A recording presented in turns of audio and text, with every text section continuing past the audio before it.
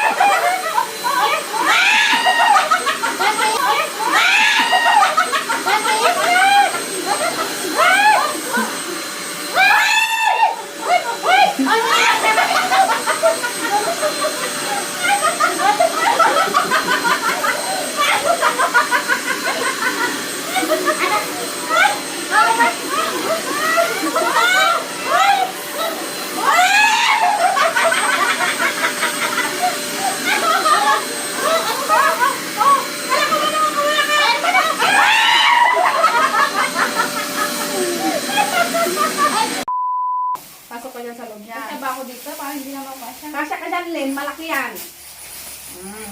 Upo ka. Upo ako. Tapos, lalagyan natin ng tape. Huwag sa ulo. Ano ba? Huwag dyan sa ulo. Doon lang sa katawan. Sa katawan lang? Oo, ganyan lang. Ay, ba't may tape? Siyempre, para hindi lumabas yung ano niya. Hangin kasi papahanginan kita eh. Papahanginan lang kita. Diyan talaga? Oo, dyan yan. Para pahanginan kita. Ano ka ba? Ready ka na? Challenge to Len ha. Mahigupin ako nun. Hindi ka hihigupin yan. Papahanginan nga kita eh. Gugulat ako sa loob.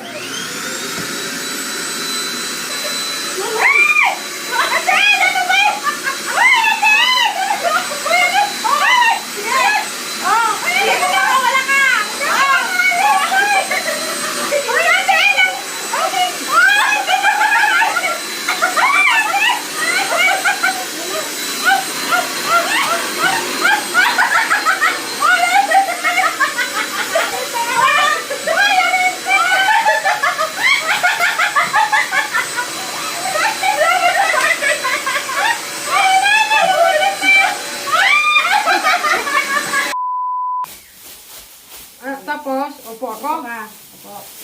Ay. Ay. Madali lang, madali lang. Madali lang. Yan, pahanginan kitang ganyan. Para hindi ka naiinitan. Ready ka na? Ika, masup-sup sa ano ko. Sige. Sige. Yan, ang sarap. Oh, ang sarap. Bakit pang ganyan? Di ba? Di ba?